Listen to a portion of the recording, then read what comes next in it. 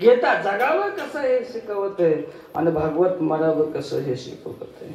मरण मरण या शब्दाची परिभाषा अशी आहे, प्रत्येक व्यक्ती जीवनामध्ये मरणार आहे, पण मरण या शब्दामध्ये एक तारतम्य लपलेलं आहे, एक भावना लपलेली, एक भूमिका लपलेली आहे.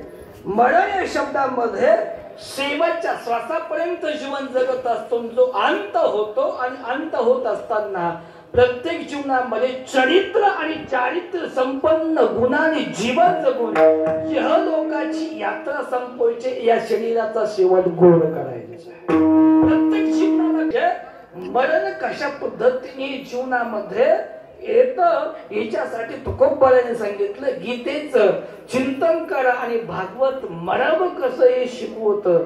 भागवतामध्ये मरण या समीकरणाचं परिभाष्य केलेलं आहे. भागवत या शब्दामध्ये मरण ही परिव्यापकता सांगितलेली आहे. अशा पद्धतीचं जीवन ज्या जगतात सांगतात त्याच्याच जीवनामध्ये शेवट गोड होतो. तुकोबाराय सांगतात, मी जीवनामध्ये सांसारिक जीवन जगून जगून पारमार्थिक विचारापर्यंत पुढे आलो आणि पुढे आल्याच्या नंतर मी अवलंबून मी आता फक्त माझ्या साधनेवरती अवलंबून माझ्या जीवनाचा शेवट गोड व्हावा इथपर्यंत मी जीवनाचा जो कार्य इतिहास रचलेला आहे, कार्य भाग रचलेला आहे, तुम्ही करण्याचा प्रयत्न केला. जसासाठी केलं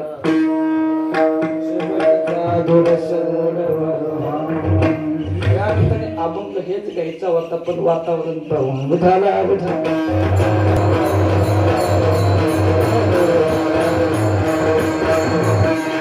दृष्टिकोनातून या वैचारिक श्रीमंत सामाजिक